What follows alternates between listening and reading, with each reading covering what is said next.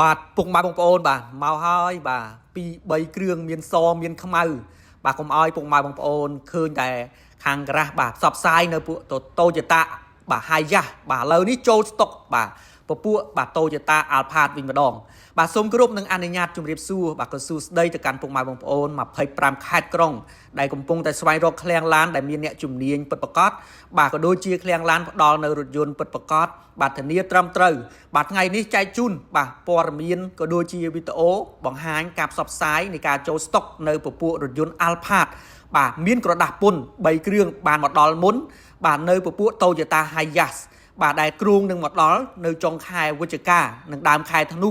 មានចាប់ពី06ដល់010បាទហើយរថយន្ត Alphard នេះបាទពុកម៉ែបងប្អូនដែលមានបាទបំណងនឹងស្រឡាញ់ Toyota Alphard 3គ្រឿងនេះពុកម៉ែបងប្អូនចង់ទិញលុយដាច់ក៏បានចង់ដាក់ពាក្យប្រឹក្សាបងរំលោះក៏បានដែរលក្ខខណ្ឌងាយស្រួលមែនទែនដល់បំណាច់ឆ្នាំ2025បាទមិនទទួលការកក់ប្រឹក្សាឯកសារ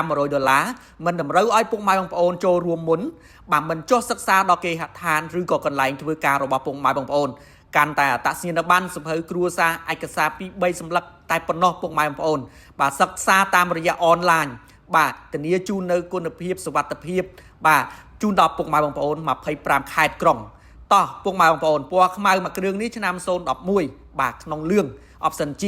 រីឯពណ៌សមួយគ្រឿងនេះបាទឆ្នាំ010បាទជាប្រភេទឡានបាទ